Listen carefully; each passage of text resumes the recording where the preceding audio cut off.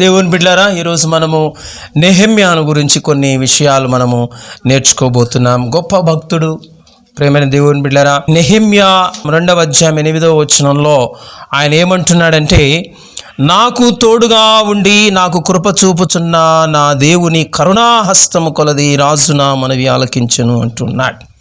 రాజు దగ్గరికి వచ్చి నెహెమ్యా ఒక మనవి చేస్తాడు. నెహెమ్యా యొక్క మనవిని ఆలకించడానికి కారణం ఏంటో నెహెమ్యా చెప్తున్నాడు. ఎవరంట? నాకు తోడుగా ఉండి అంటున్నట్టు, నాకు కృప చూపుచున్న నా దేవుని కరుణాహస్తం అంటాడు. దేవుని బిడ్డలారా, ఏం మనవి చేశాడు రాజు దగ్గరికి వెళ్ళి అనేది నేను చెప్పకముందు కొంచెం మనము బ్యాక్గ్రౌండ్ స్టోరీ తెలుసుకోవాలి, హిస్టరీ తెలుసుకోవాలి, చరిత్ర. నెహెమ్యా వరకు మనం ఒక చరిత్ర తెలుసు. నెహెమ్యా ఎక్కడున్నాడు తెలుసా? ఇప్పుడు ఏ రాజ్యంలో ఉన్నాడు తెలుసా? పారసీక రాజ్యంలో ఉన్నాడు. ఏ రాజ్యంలో ఉన్నాడు? పారసీక రాజ్యంలో ఉన్నాడు. ఇజ్రాయెల్ దేశంలో ఎందుకు లేడు? యూదా దేశంలో ఎందుకు లేడు అని ఆలోచన వస్తుంది కదా. అక్కడ ఎందుకున్నాడు? అక్కడే పుట్టాడు, అక్కడే పెరిగాడు, పారసీక రాజ్యంలో. అదేంటది? యూదా దేశానికి సంబంధించినటువంటి వాడు ఎక్కడో వేరే రాజ్యంలో పుట్టడం ఏంటి అనే దానికి నేను మీకు కొన్ని విషయాలు చెప్తాను. ఇశ్రాయేలీలు దేవునికి అవిధేయత చూపిస్తూ జీవిస్తూ ఉండినటువంటి కాలంలో ఏం జరిగిందంటే, దేవుడు ఆ యూదా జనాంగాన్ని అంతటినీ కూడా చెరపట్టబడడానికి బబులోను రాజును పంపిస్తాడు. ఆ మాట మనకు 2వ దినవృత్తాంతములు 36వ అధ్యాయము, 2వ దినవృత్తాంతములు 36వ అధ్యాయము 15వ వచనము 16వ వచనం చూడండి. 15, 16, 14 నుండి కూడా మనం చదవచ్చు. 14, 15, 16.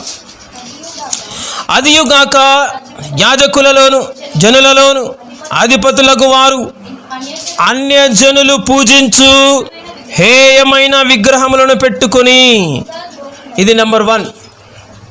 ఎందుకు దేవుడు ఇజ్రాయెల్ దేశం మీద లేదా యూదా దేశం మీద బబులోను రాజు దండెత్తి మొత్తం యూదా దేశంలో ఉన్నటువంటి యెరూషలేములో ఉన్నటువంటి పట్టణాన్ని కాల్చిపడేసి కూలద్రోసి, మందిరాన్ని పాడు చేసి కూలద్రోసి, ఆ మందిరంలో ఉన్న ఉపకరణములన్నిటినీ కూడా బబులోనుకు తీసుకుపోతాడు, చంపేస్తాడు చాలామందిని. ఇక బ్రతికున్నటువంటి వారిని అందరినీ బబులోనుకు తీసుకుపోతాడు. ఎందుకు తీసుకొని పోతాడు అంటే, ఇక్కడ 14వ వచనంలో ఒక కారణం చెప్తున్నాడు. ఏంటంటే, విగ్రహములను పెట్టుకొని బహుగా ద్రోహులై అనే మాట చూస్తూ ఉన్నాం. అది కారణం.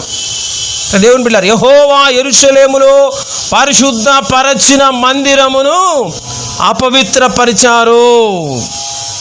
విగ్రహారాధన చేస్తూ అన్యజనుల ఆచారాలను పాటిస్తూ, విగ్రహ సంబంధమైన ఆచారాలను పాటిస్తూ జీవిస్తున్నారు. అది నెంబర్ 1. 2వ కారణం ఏంటంటే 15వ వచనం చూడండి.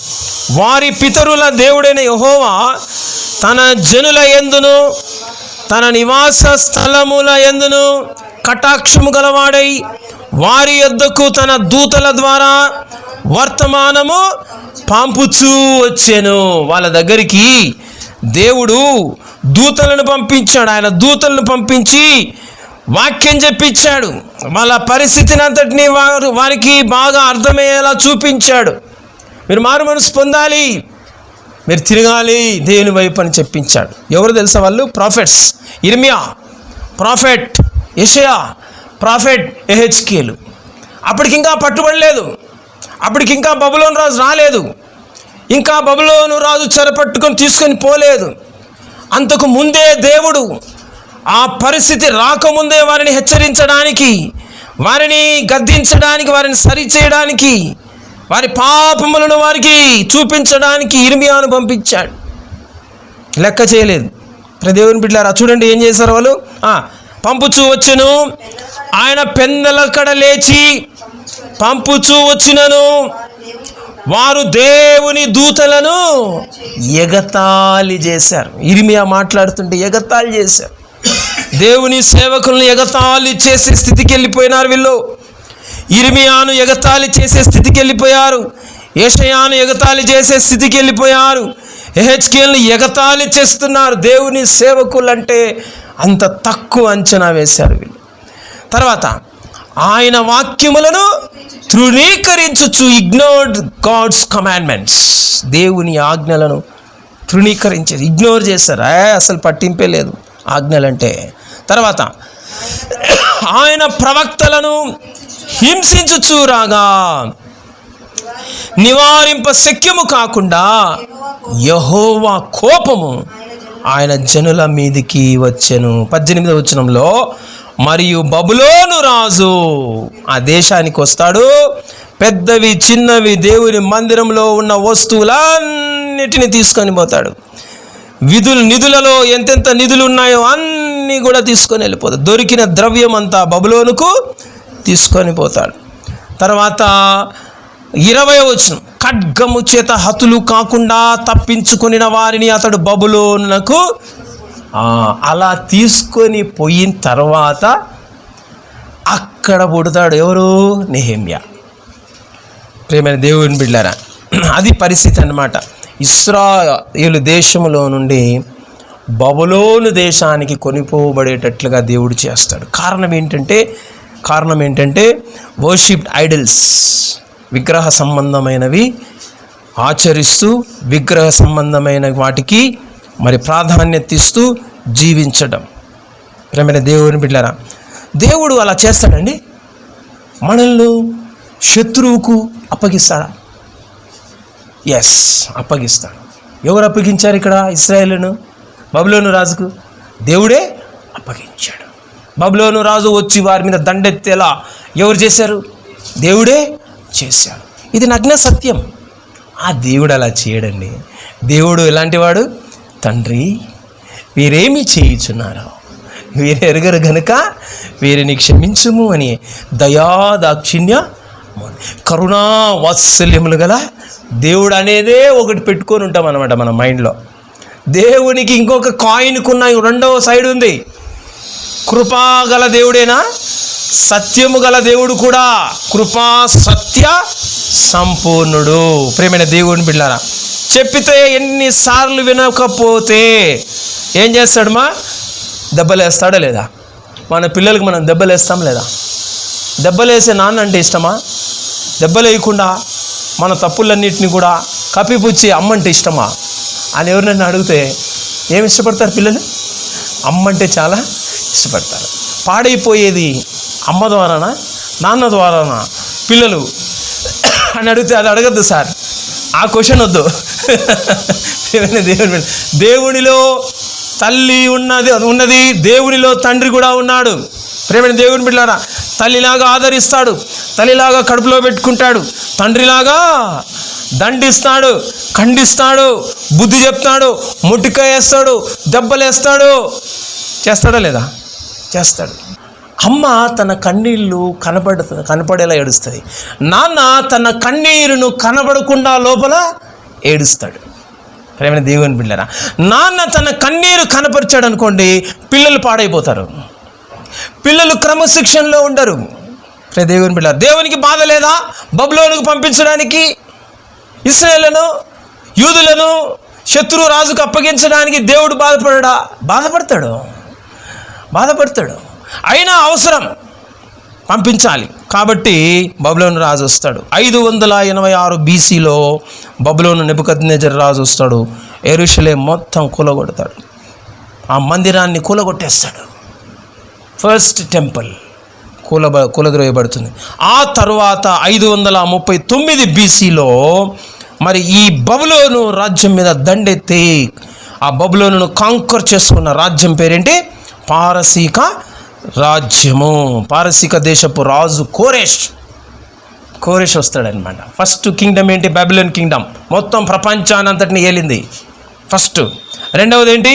పారసీక మాదీయ రాజ్యము. మొత్తం ప్రపంచాన్ని అంతటిని కాంకర్ చేసుకొని ఏలిందనమాట. ఓకేనా? ఇప్పుడు 22వ వచనం చూడండి. 2వ దినవృత్తాంతంలో 36వ అధ్యాయము 22వ వచనంలో ఉంటుంది అన్నమాట. పారసీక దేశపు రాజైన కోరెషు ఏలుబడి యందు మొదటి సంవత్సరమున యిర్మీయా ద్వారా పలుకబడిన తన వాక్యమును నెరవేర్చుటకాయ్ యెహోవా పారసీక దేశపు రాజైన కోరెషు మనస్సును ప్రేరేపింపగా అతడు తన రాజ్యమందంతటను చాటించి వ్రాత మూలముగా ఇట్లు ప్రకటన చేయించను. చూడండి, శత్రువులకు అప్పగించేది ఆయనే. శత్రువులకు అప్పగించిన తర్వాత శిక్షను అనుభవిస్తూ ఉండగా తిరిగి మరలా అదే శత్రువు మరి వీరి ఎడల కనికరపడేటట్లు చేసేది ఆయనే. ఈ యూదా జనాంగం మీద కనికరపడి మీరు వెళ్ళిపోండి మీ దేశానికి అనేటట్లు ఎవరు చెప్తున్నారు? కోరెషు రాజు. ప్రేమైన దేవుని బిడ్డలారా, ఇది ఎప్పుడు జరిగిందంటే 539 BC. 538 BCలో కోరెషు ఆయన ఆజ్ఞను జారీ చేస్తాడు. అప్పుడు దగ్గర ఎంతమంది పోతారండి? 50,000 మంది యూదులు ఆ యొక్క పారసీక రాజ్య బబులోన్ అయిపోయింది కదా, పారసీక రాజ్యము నుండి తిరిగి ప్రయాణమై వారి దేశానికి వస్తారు. దేవుడు చేశాడు, కోరెషును లేపాడు, కోరెషును ప్రేరేపించాడు. ప్రేమైన దేవుని బిడ్డలారా, దేవుడు వదిలిపెట్టాడు మనల్ని, సాతానుకు అప్పగిస్తాడు. అక్కడ శత్రువుకు అప్పగించినట్లుగా సాతానుకు అప్పగిస్తాడు.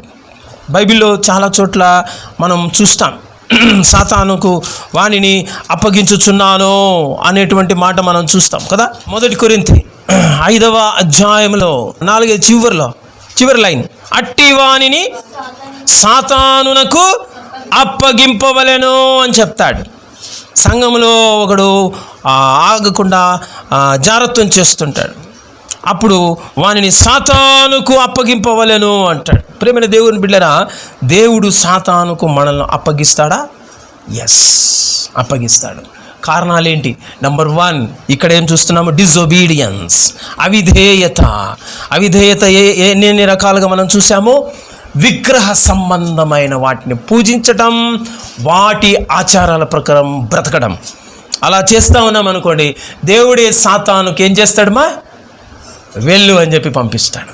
తర్వాత రెండవది ఏంటంటే, దేవుని ఆజ్ఞలను మనము అతిక్రమిస్తూ జీవిస్తూ ఉంటే దేవుడు ఏం చేస్తాడంటే, వీడికి భయం లేదు నా ఆజ్ఞలంటేని ఒకసారి సాతానుకు ఛాన్స్ ఇస్తాడు. ప్రేమ దేవుని బిడ్డలారా, 3వ కారణం ఏంటంటే, దేవుని యొక్క దాసులు వారు చెప్తూ ఉంటే వారిని ఎగతాళి చేయటం. దేవుని దాసులను, దైవజనులను, దైవ సేవకుల పట్ల ఒక ఎగతాళి మనస్సు కలిగి ఉంటే దేవుడు చూస్తాడు, వారిని ఎవరికి అప్పగిస్తాడు? సాతానుకు, శత్రువుకు అప్పగిస్తాడు. ప్రేమైన దేవుని బిడ్డలారా, తర్వాత 3వది ఏంటంటే, ఇశ్రాయేలు చేసిన పాపం ఏంటంటే ఇన్జస్టిస్, అన్యాయము, అక్రమము. ప్రియ దేవుని బిడ్డలారా, పేదవాడు కనపడితే అన్యాయం చేస్తాడు. అరే వీడు పేదవాడే, వీడి దగ్గర నేను కొట్టడం ఏంటి డబ్బును, వీడి ఆస్తిని కొట్టేయడం ఏంటి అనుకోడు. ప్రేమైన దేవుని బిడ్డలారా, అలా జీవించారని ఇశ్రాయేలు. తర్వాత విడోస్, విధవరాన్లను హేళన చేయటం, తక్కువగా చూడడం. ప్రేమైన దేవుడు సహించడు. పేదవారు, విధవరాండ్రు, అనాథలు కనబడినప్పుడు జాగ్రత్తగా ఉండాలి మనం. వాళ్ళని ఏం కొంచెం తక్కువగా నీ మనసులో నువ్వు అనుకున్నా కూడా పైన దేవుడు చూస్తుంటాడు, దేవుడు వింటూ ఉంటాడు, వెంటనే యాక్షన్ తీసుకుంటాడు. నీకు బాగున్నాయని బాగులేని వాళ్ళని చూసి, నువ్వు పేదవాడిని చూసి ఏంది వీడెంతలే అన్నట్లుగా మనం చూసినాం అనుకోండి. విధవరాళ్ళని చూసి తక్కువగా అంచనా వేస్తాం, అనాథ పిల్లల్ని చూసి అన్నట్లుగా మనం తేలికగా తీసుకున్నామంటే దేవుడు సీరియస్గా తీసుకుంటాడు ఆ విషయాలు. వీళ్ళు అట్లా చేశారండి, వాళ్ళ కడుపు కొట్టారు వీళ్ళు ఇశ్రాయేల్లో. అందుకే దేవుడు యాక్షన్ తీసుకున్నాడు. శత్రువుకు అప్పగిస్తాడు, సాతానుకు అప్పగిస్తాడు. సాతానుకు అప్పగించినప్పుడే మనకు తెలిసేది, మన తప్పు మనకు తెలిసేది ఎప్పుడంటే సాతానుకు అప్పగించినప్పుడే. సాతానుకి ఎందుకు అప్పగిస్తాడంటే మన తప్పులు మనము ఎరిగేటట్లుగా, మన తప్పులు మనం తెలుసుకొని పశ్చాత్తాపడి దేవుని వైపు తిరిగినట్లుగా దేవుడు అపవాదికి, శత్రువుకు మనల్ని అప్పగిస్తాడు అనేది సత్యం, సర్వసత్యం. ఎక్కడైనా చూసుకోండి ప్రేమ దేవుని బిడ్డలారా, ఏ బోధకుడైనా సరే ఇలా బోధ చేయలేదనుకో, ఇలాంటి బోధ చేయకుండా దేవుడు శత్రువుకు మనల్ని ఎప్పుడే కానీ అప్పగించడు అని బోధ చేశాడు అనుకో, అది వాక్యానుసారం కాదు, అది సత్యం కాదు, అది. అప్పగించేసి అలాగే వదిలేస్తాడంటే వదిలేడు. మనం మళ్ళీ మారుమనసు పొంది పశ్చాత్తాపడినప్పుడు మళ్ళీ మనం పట్ల ఏం చూపుతాడు? కరుణ చూపిస్తాడు, జాలి చూపిస్తాడు. మళ్ళీ సాతాను మన దగ్గర నుంచి దూరంగా పారదొరుకుతాడు. ప్రేమైన దేవుని బిడ్డ, మళ్ళీ తన వద్దకు తాను తెప్పించుకోవడానికి దేవుడు ఆయన కార్యాలు చేస్తాడు. అలాగా ఇశ్రాయేలును మళ్ళీ వచ్చేటట్లుగా చేస్తాడు. కోరెషు రాజును లేపుతాడు. కోరెషు పుట్టక ముందే యెషయా ప్రవక్త ద్వారా కోరెషు గురించి ప్రవచనం ఎత్తి దేవుడు మాట్లాడతాడు. ప్రేమైన దేవుని బిడ్డలారా, మరి కోరెషు ఆ విధంగా మీరు వెళ్ళి మీ మందిరాన్ని కట్టుకోండి అన్నప్పుడు జెరుబ్బాబెల్ పేరు ఎంతమంది విన్నారు? జెరుబ్బాబెల్ గురించి చెప్తాను నేను. జెరుబ్బాబెలు గవర్నర్గా నియమిస్తాడు. ఎవరు? కోరెషు రాజు గవర్నర్, పర్షియా దేశపు రాజు. ఇది యూదా దేశానికి గవర్నర్గా నియమించి లీడర్గా వీళ్ళనందరినీ నడిపించు, యూదా దేశానికి తీసుకెళ్ళు, మందిరం కట్టు అని పంపిస్తాడు. జెరుబ్బాబెలు వీళ్ళనందరినీ నడిపిస్తాడు. జెరుబ్బాబెలు ప్రధాన యాజకుడు యెహోషువ సహాయముతో, అలాగే హగ్గై, జకర్యా వారి యొక్క సహాయముతో ఆ మందిరాన్ని కట్టడం సంపూర్తి చేస్తాడు. హల్లెలూయా. జకర్యా 4వ అధ్యాయము 9వ వచనములో ఆ మాట ఉంటుంది చూడండి. జకర్యా 4వ అధ్యాయము 9వ వచనం చూడండి. జెరుబ్బాబెలు చేతులు ఈ మందిరపు పునాది వేసి ఉన్నవి, అతని చేతులు ముగించును.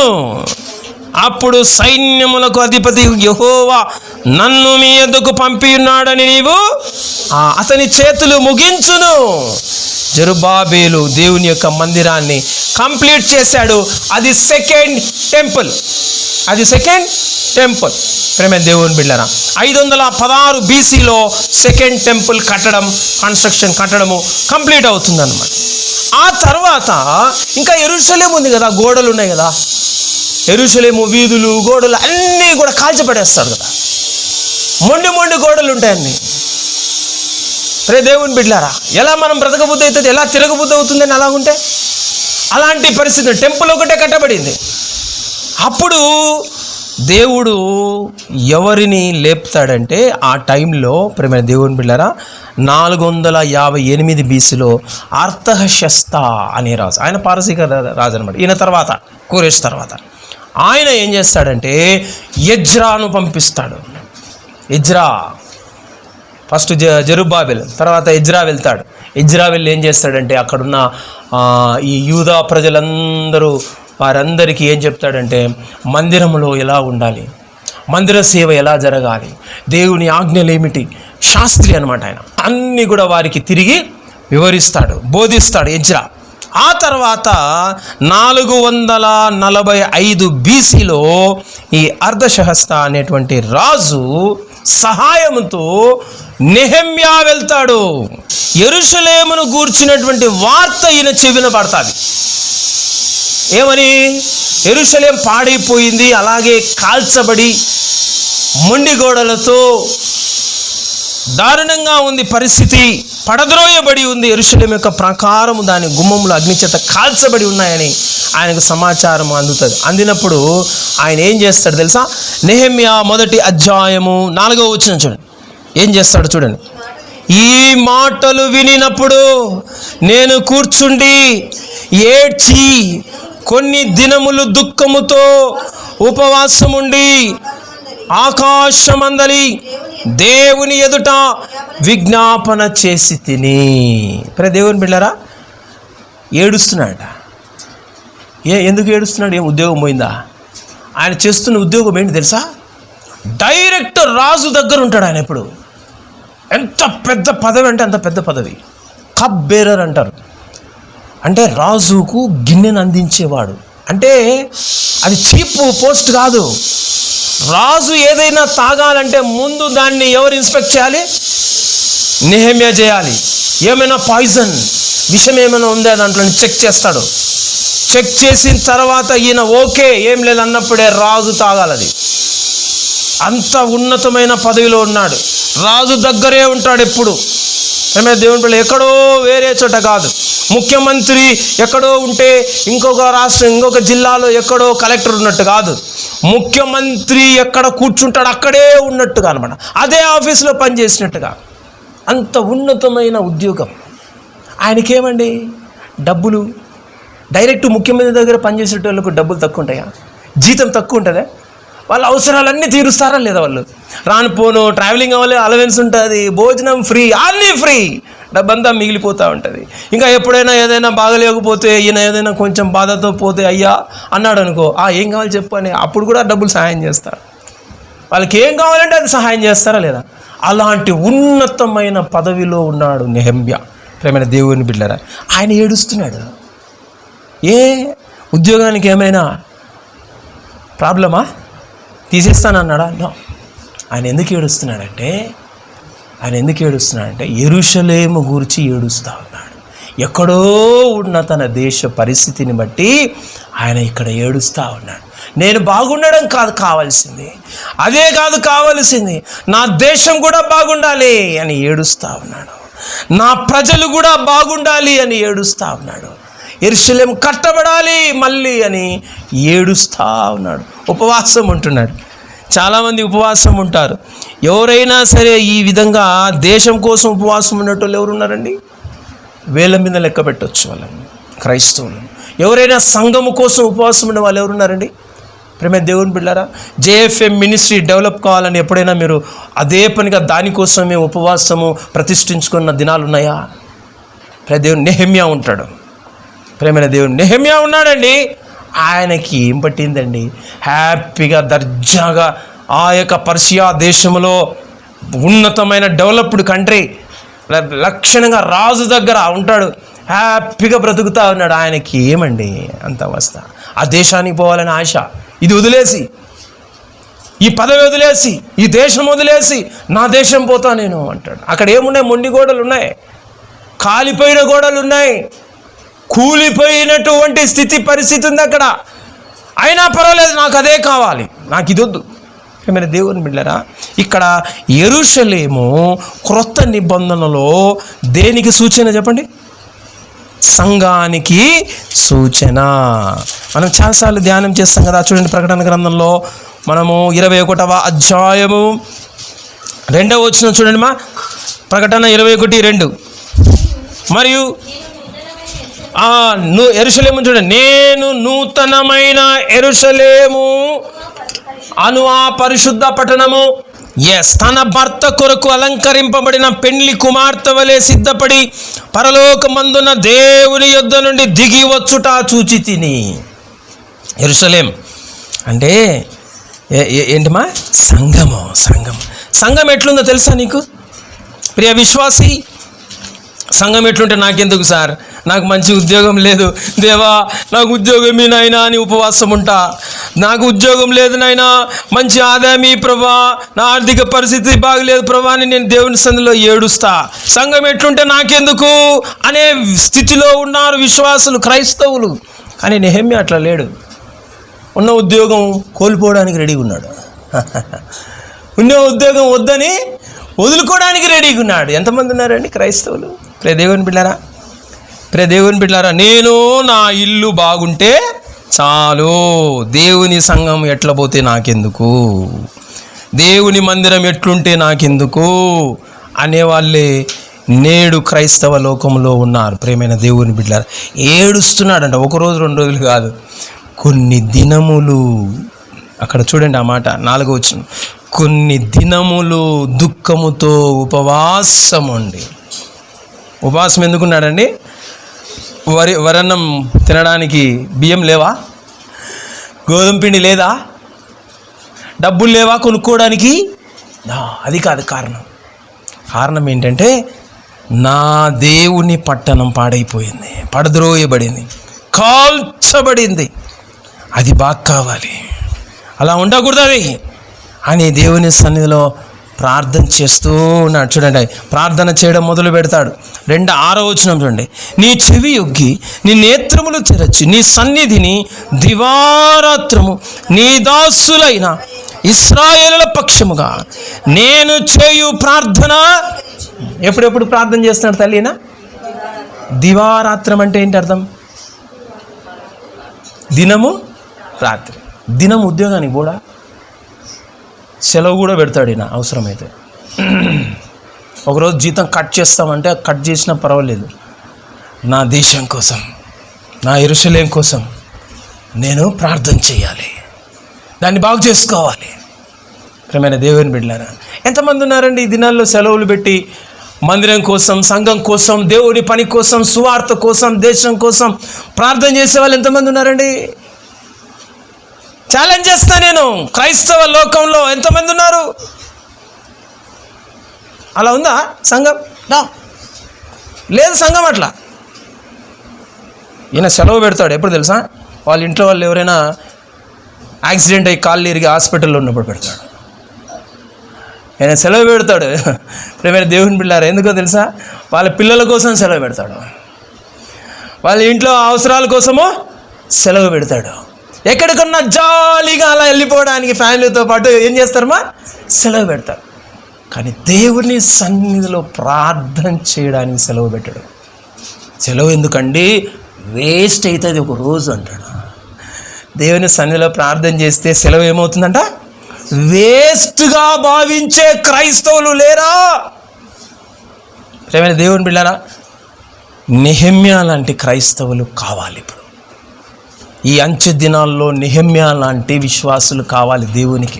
దేవుని బిడ్డలారా, దేవుని సన్నిధిలో రాత్రి పగళ్ళు ప్రార్థన చేస్తూ ఒప్పుకుంటాడు పాపాలు. చూడండి ఏం పాపాలు ఒప్పుకుంటాడో చూడండి. ఏమంటున్నాడంటే, నీకు విరోధముగా పాపము చేసిన ఇశ్రాయేలు కుమారుల దోషమును నేను, వాళ్ళు పాపం చేస్తే ఈయన ఎందుకు ఒప్పుకోవాలండి? ఇశ్రాయేలు పాపం అప్పుడెప్పుడో వాళ్ళ పితరులు పాపం చేస్తుంటే వాళ్ళని తీసుకొచ్చాడు దేవుడు ఇక్కడికి. వాళ్ళ పాపాన్ని ఈయన ఇప్పుడు ఒప్పుకుంటున్నాడు. దేవుని బిడ్డలారా, ఆయన మీద వేసుకుంటున్నాడు, ఆయన పాపం చేసినట్లుగా ఫీల్ అయిపోతున్నాడు. ఇలాంటి క్రైస్తవులు కావాలండి. ఇంట్లో ఎవరైనా పాపం చేస్తే నేనే పాపం చేశానన్నంత సీరియస్నెస్ రావాలి.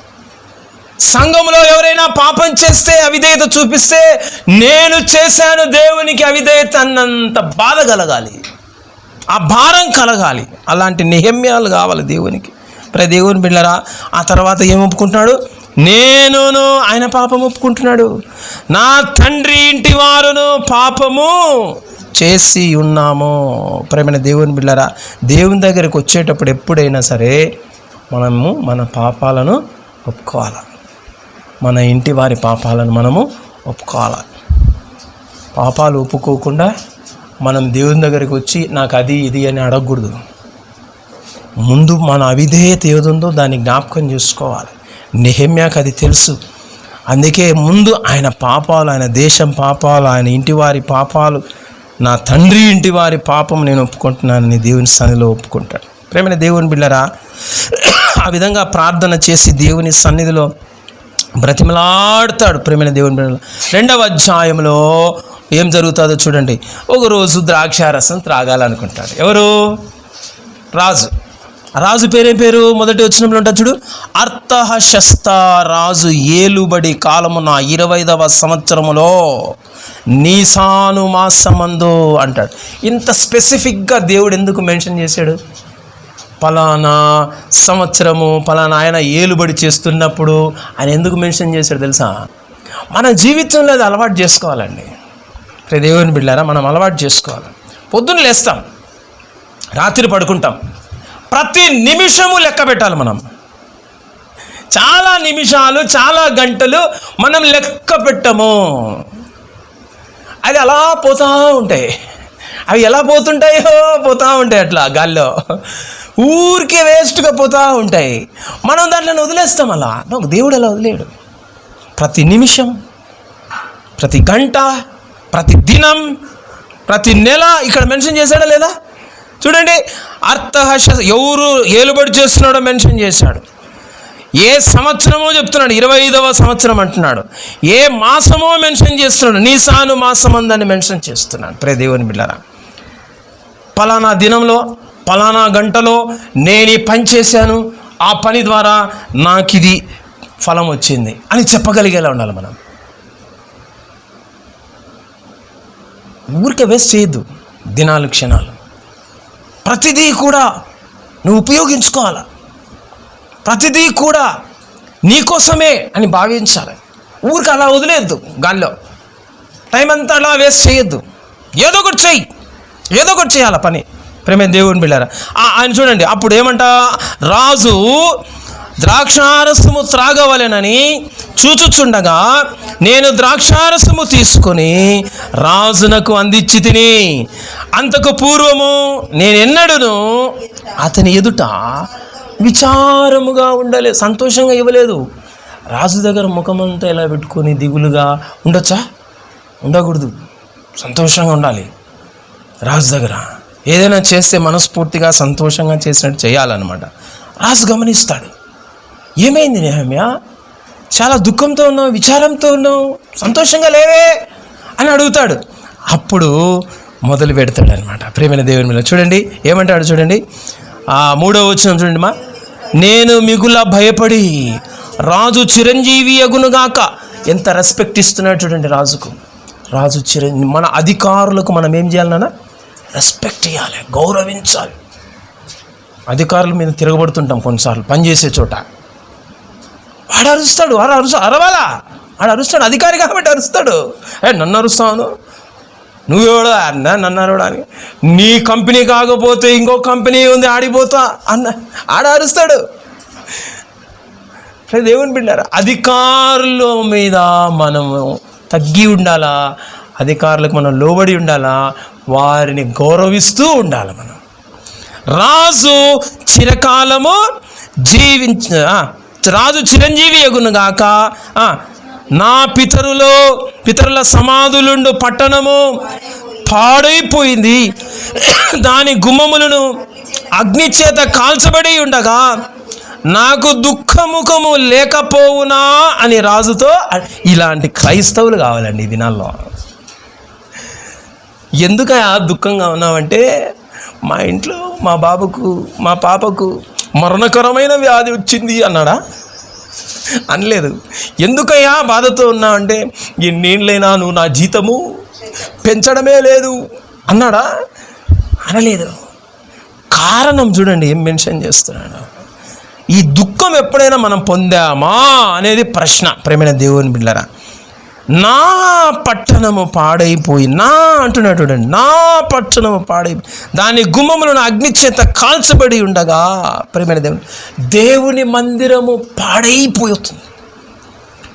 దేవుని బిడ్డలారా, మందిరం పాడైందా లేదమ్మా? సేవకుల సేవ అధ్వానంగా తయారైంది. నేను ఒకసారి ఒక చోటుకి వెళ్ళి వాక్యం చెప్తే సేవకులందరూ అయిపోయిన తర్వాత చుట్టుకున్నారు.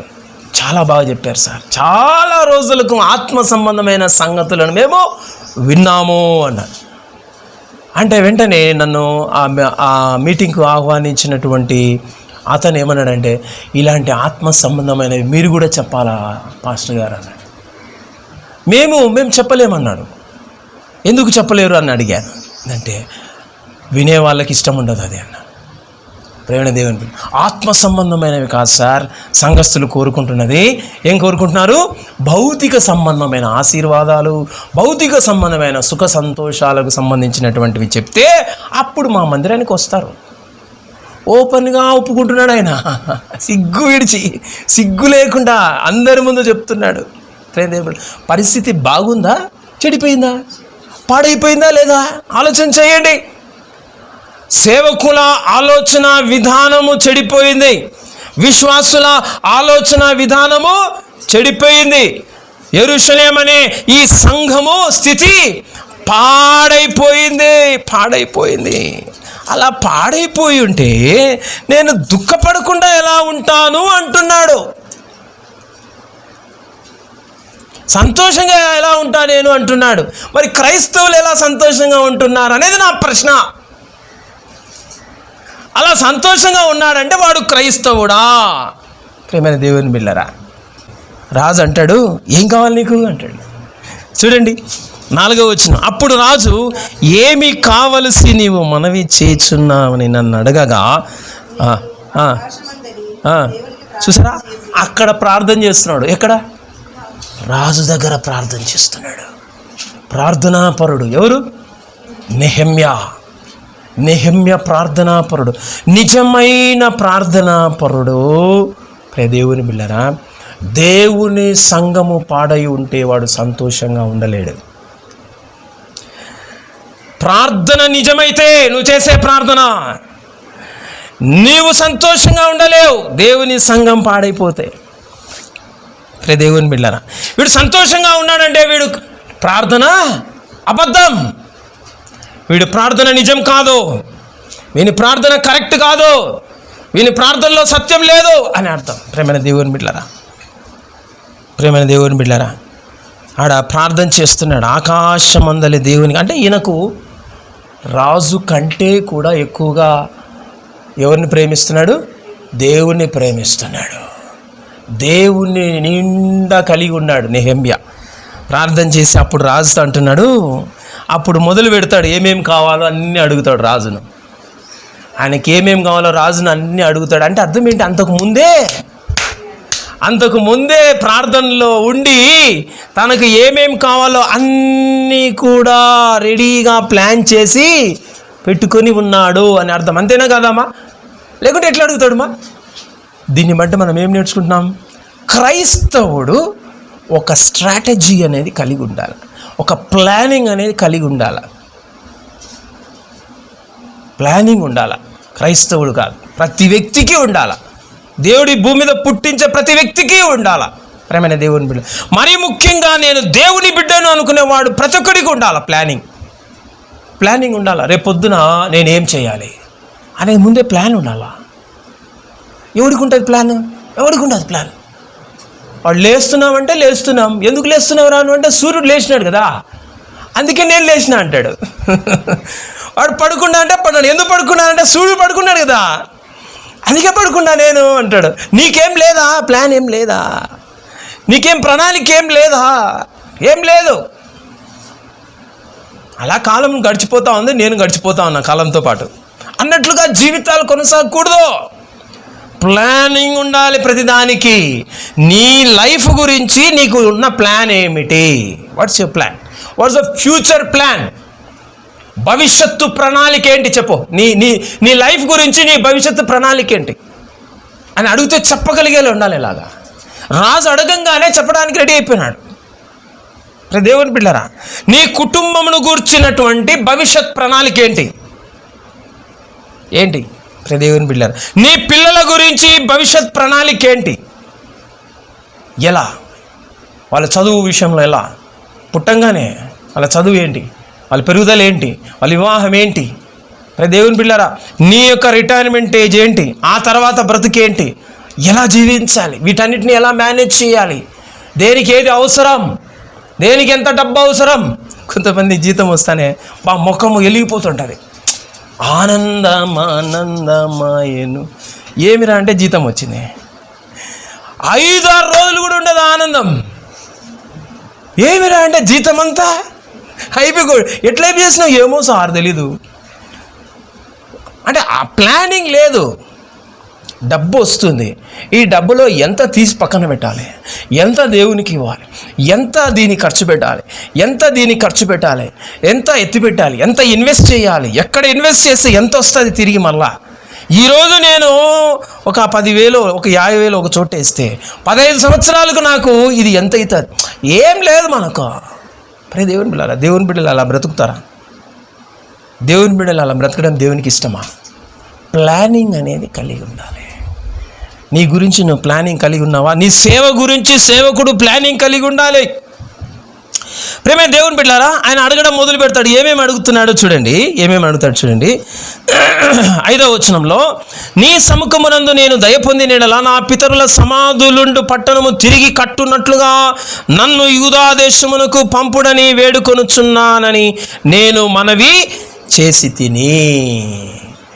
దేవుని బిడ్డలారా, ఆయనకు దేవుడిచ్చినటువంటి ఆ పదవిని ఉపయోగించి దేనికి ఉపయోగిస్తున్నాడు? దేవుని దేశము, దేవుని పట్టణము బాగు చేయడానికి ఉపయోగిస్తున్నాడు. అర్థమవుతుందా? ఆయనకు దేవుడు ఇచ్చినటువంటి ఉద్యోగాన్ని, పదవిని, పొజిషన్ను, అంతస్తును తన ఇంటికి వాడుకోవచ్చు, తన ఇంటికి మాత్రమే కాదు, దేవుని ఇంటికి కూడా వాడుతున్నాడు. అది పాయింట్ ఇక్కడ. దేవుని బిళ్ళరా, దేవుడు కొంతమందికి పుట్టుకతోనే తలాంతులు ఇస్తాడు కదా. పుడతానే కొంతమందికి తలాంతులు. వాడు ఊరుకూరుకునే పాటలు పాడుతుంటాడు, ఊరుకునే పాటలు రాస్తుంటాడు. ఎట్లా వస్తాయో తెలియదు, అది పుట్టుకతోనే వచ్చేస్తాయి. దేవుడు ఇచ్చినాడు దాన్ని దేనికి వాడాలా? వాని జీవితం కొరకు వాడు వాడుకోవాలి. అలాగే దేవుని యొక్క సంఘ పరిస్థితులను బాగు చేయడానికి కూడా ఉపయోగించాలి. దేవుడు కొంతమంది దేవుని నమ్మిన తర్వాత దేవుడు ఆత్మాభిషేకం ఇచ్చినప్పుడు కృపావరాలు ఇస్తాడు కదా, తలాంతులు ఇస్తాడు. ఆ తలాంతులు దేనికి వాడాలి అని అడిగితే నేటి సేవకులు చాలామంది ఏం చెప్తారంటే, నేను బిల్డింగ్లు కట్టడానికి, నేను కార్లలో పోవడానికి, ఆ కార్లలో పెట్రోల్ వేయడానికి, నేను నా కుటుంబం అంతా విదేశాలన్నీ తిరిగి అన్నీ చూడ్డానికి. దేవుని బిడ్డలారా, ఇలా ఉన్నారు సేవకులు. దేవుడు వారికి ఇచ్చిన తలాంతును దేవుని మందిరానికి వాడండి అని దేవుడు ఇస్తే, సేవకులు దేవుని మందిరం బాగుపడడానికి వాడడంలా, సంఘంలో ఉన్న విశ్వాసులు బాగుపడడానికి వాడడంలా.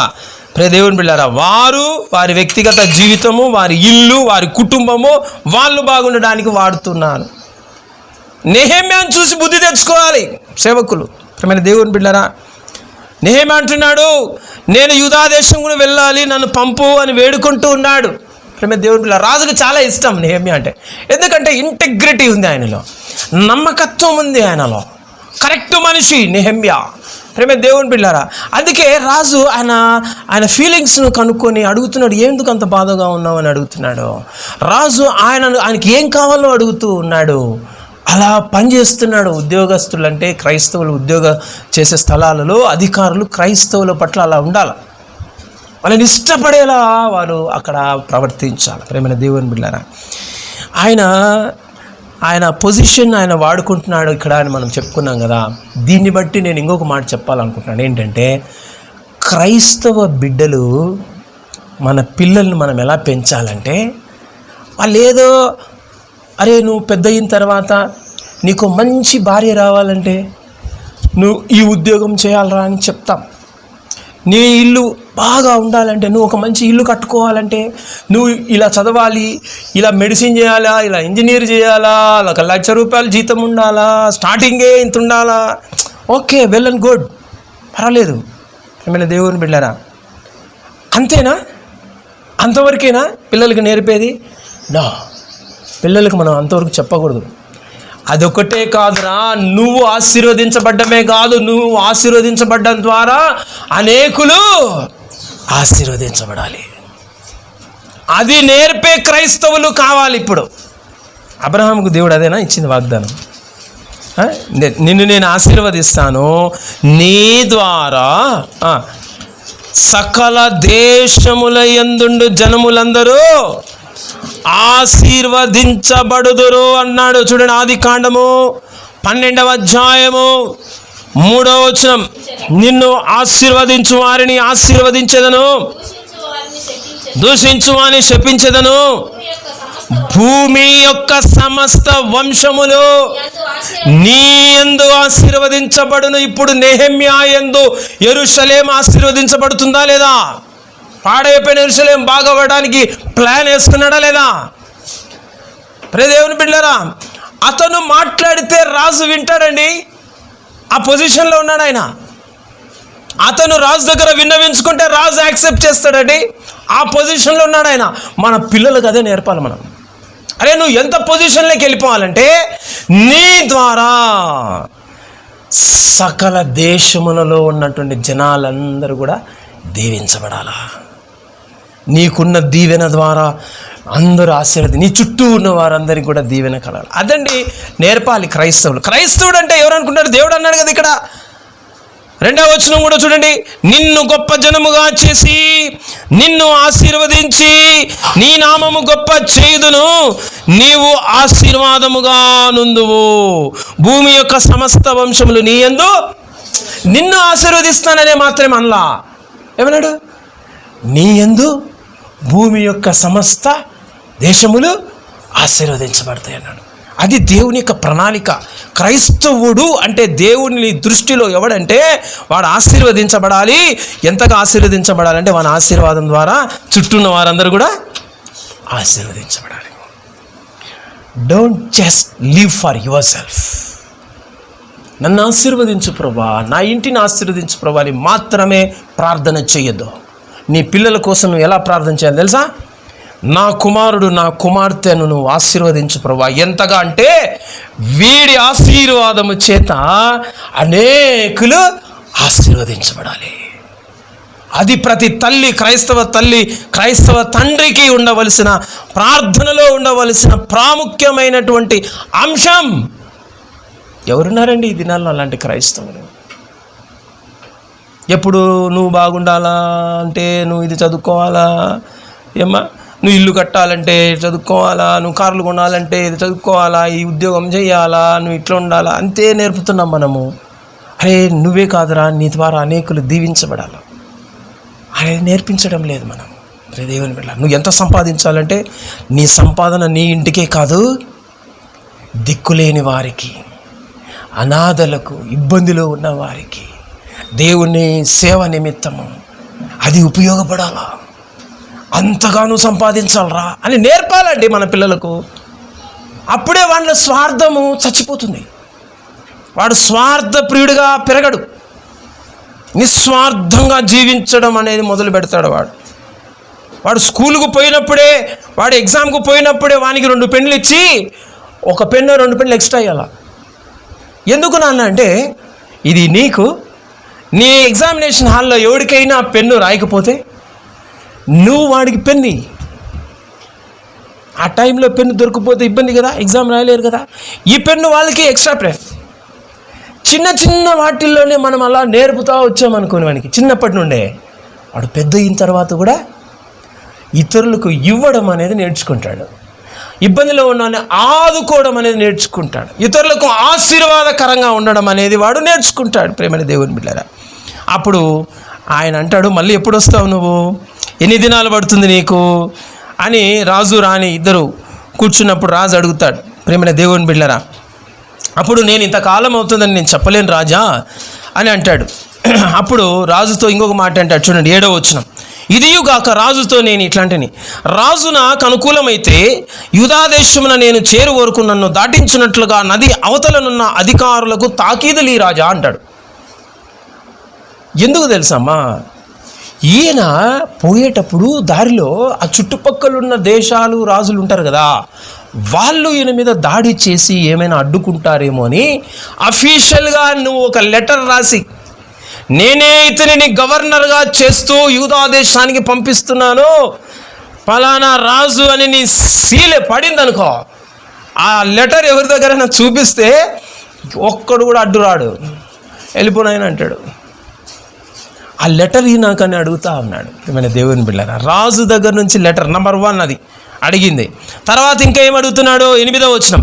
పట్టణ ప్రాకారమునకును మందిరముతో సంబంధించిన కోట గుమ్మములకును నేను ప్రవేశింపబోవు ఇంటికి దూలములు కావాలి, మ్రాన్లు కావాలి, అవి ఇచ్చేటట్లుగా రాజా నీ అడవులు ఉన్నాయి కదా, నీ అడవులకు ఒక వాచ్మెన్ పెట్టినావు కదా, ఆ వాచ్మెన్ పేరు ఆసాపు ఒక లెటర్ రాసి అని అడుగుతున్నాడు. ముందే ప్లాన్ చేసుకున్నాడు కదమ్మా, ప్లానింగ్ ఉంది కాబట్టి అడుగుతున్నాడు. నేను అందుకే అన్నా, నీ లైఫ్ గురించి నీకేం ప్లాన్ ఉంది, నీకు పలానా వయసు వచ్చేసరికి నీకేం అవసరం ఉంటుంది అని ఎవడన్నా అడిగితే ఒక్కడు చెప్పలేడు యవనస్తుడు. ఏం బ్రతుకుతున్నావురా, దేనికోసం బ్రతుకుతున్నా అంటే, ఏమో సార్ గాలి ఇటు వీస్తుంది నేను ఇటు పోతున్నా, గాలి మళ్ళీ ఇటు వీస్తుంది నేను ఇటు పోతున్నా, గాలికి కొట్టుకొని పోవు చదువుకుపోవు పొట్టు వలే జీవిస్తున్నా అంటాడు. నథింగ్, ప్లాన్ లేదు, ఏం లేదు వాడికి. 20 ఏళ్ళు, 25 ఏళ్ళు, 30 ఏళ్ళు, 40 ఏళ్ళు, 50 ఏళ్ళు, వాట్స్ యువర్ ప్లాన్?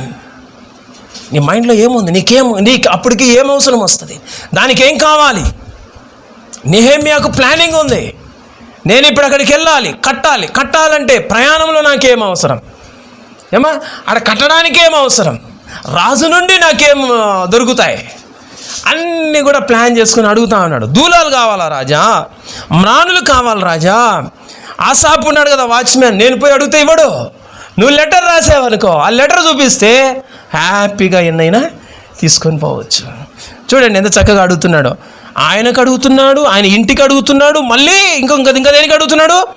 పట్టణ ప్రాకారముకు మందిరానికి సంబంధించిన కోట గుమ్మములు కట్టడానికి కూడా దూలాలు అడుగుతున్నాడు. ఆయన ఇల్లు ఒక్కటే గురించే కాదు అడిగేది, ప్లస్ ఏంటి, దేవుని మందిరము, దేవుని దేశం, రెండు చూసుకుంటున్నాడు. ఇది ముఖ్యం. చాలామందిని ఇంటిని పట్టించుకుంటారు, దేవుని సువార్తను పట్టించుకోరు, దేవుని ఇంటిని పట్టించుకోరు. చాలామంది దేవుని కార్యాలనే పట్టించుకుంటారు, ఇంటిని పట్టించుకోరు. రెండు అవసరం. అందుకే అంటాడు కదా, ఏమంటాడు? తన ఇంటిని ఏలనేరకపోవాడు దేవుని సంఘమును ఎలాగు పాలించును అంటాడు. ప్రియమైన దేవుని బిడ్డలారా, చూడండి 1 తిమోతి 3వ అధ్యాయం అనుకుంటా కదా, 5 చూడమా. ఎవడైనను తన ఇంటి వారిని ఏలనేరకపోయిన ఎడలా అతడు దేవుని సంఘమును ఎలాగు. నా భార్యను నేను కంట్రోల్లో పెట్టుకోలేదనుకో, సంఘాన్ని నేను పెట్టుకోగలనా? పెట్టుకోలేను. నా పిల్లలను నా కంట్రోల్లో పెట్టుకోలేదనుకో, నేను సంఘాన్ని పెట్టుకోగలనా? పెట్టుకోలేను. పిల్లలను గద్దించి భయం పెట్టి పిల్లలను దారిలో పెట్టి వాడు బాధపడతాడేమో, ఆ పిల్ల ఏడుస్తుందేమో, నా కూతురే, నా కొడుకే, ఏక కొడుకు, ఏక కుమార్తె అనుకుంటూ సరిగా వాళ్ళని కంట్రోల్ చేయకుండా వదిలేసిన తల్లిదండ్రులు లేరా? ఉన్నారు. ప్రియమైన దేవుని బిడ్డలారా, నెహెమ్యాకు 2 ఉన్నాయి.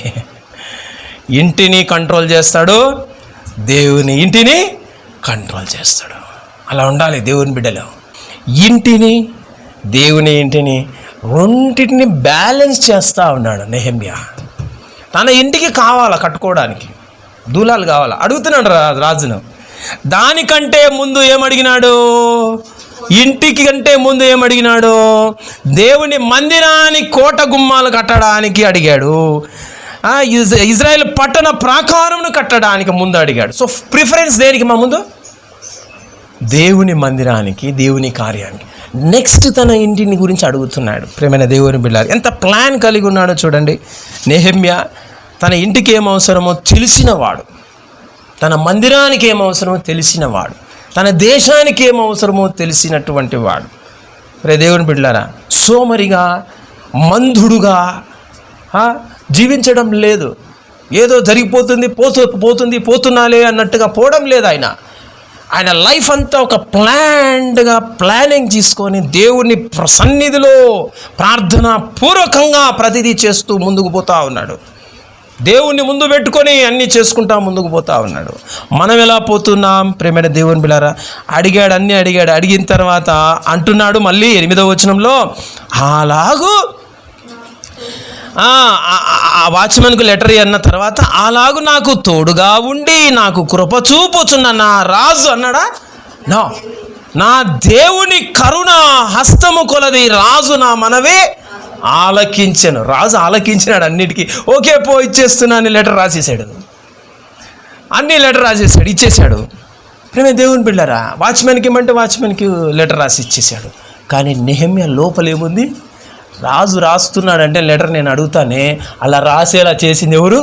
నాకు తోడై ఉండి నాకు కృప చూపుచున్న నా దేవుని కరుణా హస్తము కొలది రాజు నా మనవి ఆలకించు. అది దేవుని బిడ్డలారా, దేవుడు చేస్తున్నాడు ఇవన్నీ కార్యాలని నమ్ముతున్నాడు ఆయన. నేను ఏది చేసినా నా ప్రయత్నము సఫలమయ్యేటట్లు దేవుడే చేస్తున్నాడు. అది విశ్వాసం. దేవుని మీద ఆధారపడుతున్నాడు. ప్రేమ దేవుని బిడ్డలారా, ఇక్కడ ఇంకొక మాట మనం ఇక్కడ నేర్చుకోవాలి. ఏంటంటే, చాలామంది క్రైస్తవులకు ఒక మూఢత్వం ఉంటుంది. ఏంటి మూఢత్వం అంటే? మూఢభక్తి అంటారు. మూర్ఖం భక్తే, కానీ ఏం భక్తి అది? మూఢభక్తి, మూర్ఖపు భక్తి. ఏంటో తెలుసా? మనము దేవుణ్ణి నమ్ముకున్నాము, మనము దేవుని మీద ఆధారపడే వాళ్ళము, మనము దేవుణ్ణే సంప్రదించాలా, దేవుణ్ణే అడగాల, ప్రభుత్వ అధికారుల దగ్గర పోకూడదు, ప్రభుత్వ సహాయం మనం తీసుకోకూడదు అనే మూఢ భక్తి ఉందా లేదమ్మా క్రైస్తవులో? కానీ ఉంది కదా. ఎస్, చాలామంది ఓటు కూడా వేయరు, తెలుసా మీకు అది? ఏమంటారంటే మనము లోకమునకు వేరైనటువంటి వారు అని వాక్యం చూపిస్తారు అనుకుంటున్నారా? చూడండి, అపోస్తుల కార్యములు 2వ అధ్యాయము 40వ వచనం. మీరు మూర్ఖులకు ఈ తరము వారికి వేరై, మళ్ళా వేరేయమని చెప్తే నువ్వేంటి ప్రభుత్వ అధికారుల దగ్గరికి పోకూడదు అనుకుంటారు. మూఢత్వం ఇది, మూఢభక్తి ఇది అంటున్నావేంటి, నువ్వు ముందు మూర్ఖుడివి అనేవాళ్ళు ఉన్నారు. రోమాపత్రిక 12వ అధ్యాయము 2వ వచనం కూడా అది మీరు ఈ లోక మర్యాదను అనుసరించొద్దు అన్నారు. కాబట్టి ఈ లోక అధికారుల దగ్గరికి వెళ్ళమని ఎట్లా చెప్తావు అనేటోళ్ళు కూడా ఉంటారు. ప్రేమైన దేవుని బిడ్డలారా, నేను వాళ్ళకు ఇంకొక వాక్యం చూపిస్తున్నా. 12వ అధ్యాయంలో ఆ వాక్యం ఉంది కదా నాయన, 13వ అధ్యాయంలో కూడా ఉంది నాయన వాక్యం. ఇంకొకటి 13వ అధ్యాయం 1వ వచనం చదవండి ఒకసారి. ప్రతి వాడును పై అధికారులకు లోబడి ఉండవలెను, ఏలైనగా దేవుని వలన కలిగినది తప్ప మరి ఏ అధికారమును లేదు. ఉన్న అధికారములు దేవుని వలననే. అధికారాలు ఎవరి వల్ల నియమింపబడ్డాయి? దేవుని వల్ల నియమింపబడ్డాయి. దేవుడు లోకానికి వేరే పొమ్మన్నాడంటే అర్థం ఏంటంటే, అక్కడ అన్నాడు మూర్ఖులకు, అక్కడ కింద ఫుట్ నోట్స్లో ఏమంటారు తెలుసా? వంకరంగా ఉండేవాళ్ళు అంటారు. వంకర అంటే ఏంది అర్థం? వంకరగా బతికేటోడు అంటే అర్థం ఏంటమ్మా? ప్రతి చక్కగా పోకుండా వంకరగా పోతున్నాడు అనమాట. అంటే వాడి క్రమం లేదు, అక్రమంగా పోతున్నాడు అన్నాడు.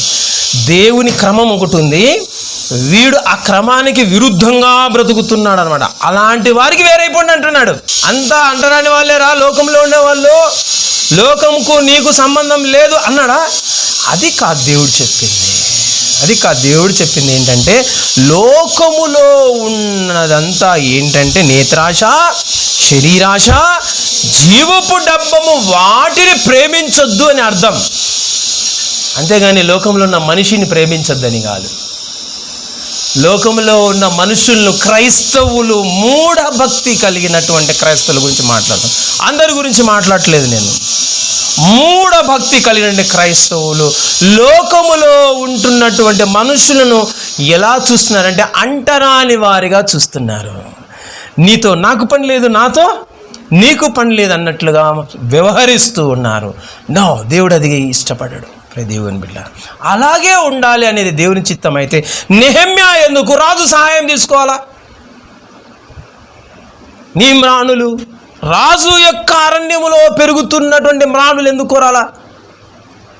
ఆలకించండి, బైబిల్లో ఉంది కదా, అది మందిరానికే కదా ఉపయోగిస్తున్నాడు. అది ప్రియమైన దేవుని బిడ్డలారా, అధికారులు, ప్రభుత్వ అధికారము ద్వారా నీకేదైనా సహాయం అందుతుంది, అది కరెక్ట్ అందడము, కరెక్ట్ విధానంలోనే వెళ్తున్నాను నేను అని అనిపిస్తే, ఇది దేవుడు నియమించినటువంటి మార్గమే అనుకొని ప్రార్థనాపూర్వకంగా మనం వెళ్ళి ఆ సహాయాన్ని అర్థించడము, కోరడము దేవుని చిత్తానికి వ్యతిరేకము కాదు, దేవుని వాక్యానికి వ్యతిరేకము కాదు.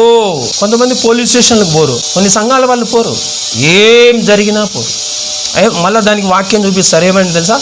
కొరింథీ పత్రికలో ఉంది కదా, మీరే తీర్పు తీర్చమని ఉంది కదా అంటాడు. అవును, మనమే తీర్పు తీర్చమని ఉంది, కరెక్టే.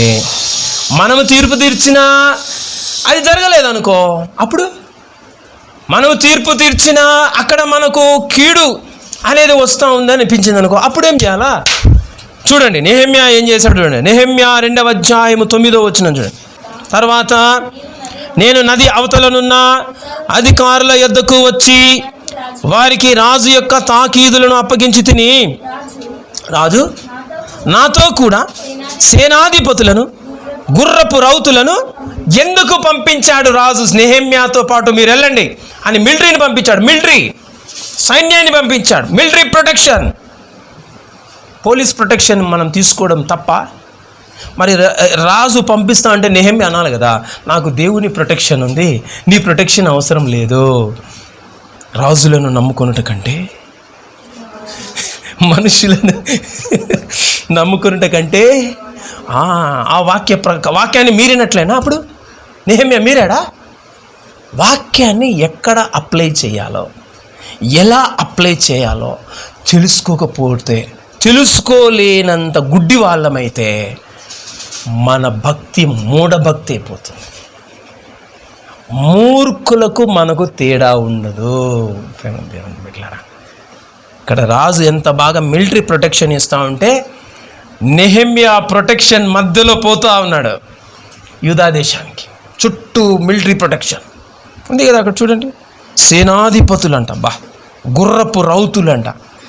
నువ్వు పోలీస్ ప్రొటెక్షన్ తీసుకోమనే దేవుడు పోలీస్ వ్యవస్థను నియమించాడు. దేవుడు నియమించింది అది కాదా అన్నాడు కదా రోమపత్రికలో. అధికారం ఏదున్నా సరే అది దేవుని వలన నియమింపబడింది అన్నాడు. ఎందుకు నియమించాడు? అది నీకోసమే నియమించాడు. నువ్వు వారి ద్వారా ప్రొటెక్షన్ పొందుకొని మేలులు పొందుకోవడానికి, క్షేమంగా బ్రతకడానికే దేవుడు పోలీస్ ప్రొటెక్షన్ ఇస్తే నేను తీసుకోను ఆ ప్రొటెక్షన్. నువ్వే నీ దూతలను పెట్టు అంటున్నాడు. ఎవరు? క్రైస్తవుడు. వీళ్ళని ఏమనాలమ్మా? నేను అందుకే అంటున్నాను, మీరు మూఢ క్రైస్తవులు అంటున్నా, మీరు మూర్ఖపు క్రైస్తవులు అంటున్నాను, వాక్య భావము ఎరుగని క్రైస్తవులు అని చెప్తున్నా. దేవుని బిడ్డలారా, మనము మన ప్రొటెక్షన్ కోసం ప్రభుత్వం ఇచ్చేటువంటి పోలీస్ ప్రొటెక్షన్ తీసుకోవడము వాక్యాను విరుద్ధం కాదు, వాక్యానుసారమే, అది సత్యమే. దీన్ని గ్రహించాలి. దేవుని బిడ్డలారా, మనం అలా ఉండడం వల్లనే ప్రభుత్వాలు కానీ, ప్రజలు కానీ, లోకంలో ఉన్నటువంటి ఇతర మతాల వాళ్ళు కానీ మనల్ని ఎలా చూస్తున్నారు తెలుసా మీకు? వేరే గ్రహం నుంచి వచ్చిన ఏలియన్స్ లాగా చూస్తున్నారు క్రైస్తవులను. ఏలియన్స్ని ఏమంటారు నాన్న? గ్రహాంతర వాసులు కదా. ఈ గ్రహానికి సంబంధించిన వాళ్ళు కాదు ఈ క్రైస్తవులు, వేరే గ్రహం నుంచి వచ్చిన వాళ్ళ లెక్క చూస్తున్నారా లేదా? దేవుని బిడ్డలారా, వాక్యం అలా చెప్పడం లేదు. నువ్వు అందరితో కలిసిపో, ప్రేమతో ఉండు, పలకరించు, వారికి నువ్వు సహాయం చేయి, నువ్వు ఆ సహాయం తీసుకో, ఇచ్చిపుచ్చుకుంటా ఉండండి, మంచిగా ఉండండి అని చెప్పాడు. దేవుడు ఏది మనల్ని చేయొద్దన్నాడంటే లోకం విషయంలో విగ్రహ సంబంధమైన ఆచారాలు ఉంటాయి చూసారా, వాటిని ఆచరించొద్దు మీరు అని చెప్పాడు. అంతే మాత్రమే కానీ మొత్తం వాళ్ళని డెలీట్ చేసి పడేయండి. నేను దేవుడు డెలీట్ చేయమంటే క్రైస్తవుడు షిఫ్ట్ డెలీట్ కొడతాడు.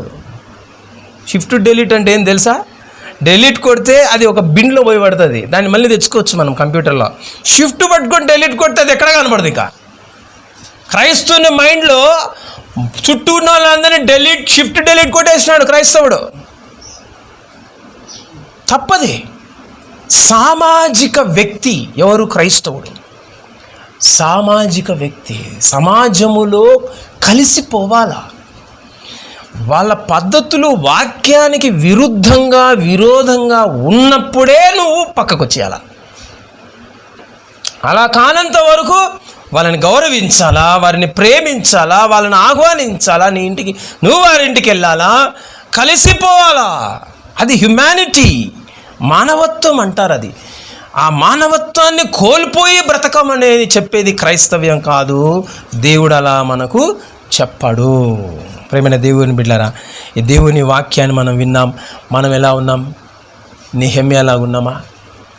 నెహెమ్యాలాగా జీవిస్తూ ఉన్నామా? నెహెమ్యా పని చేసేటప్పుడు కొంతమంది ఎదిరించినారు, అపోజిషన్ ఎదురైంది.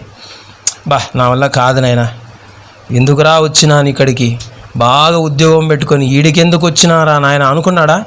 అనుకోలేదు. 19వ వచనం చూడండి, 2వ అధ్యాయం 19 చివరిగా చూడండి, అక్కడ ఉంటుంది వ్యతిరేకత వచ్చింది చూడండి. తృణీకరించినారు ఆయన.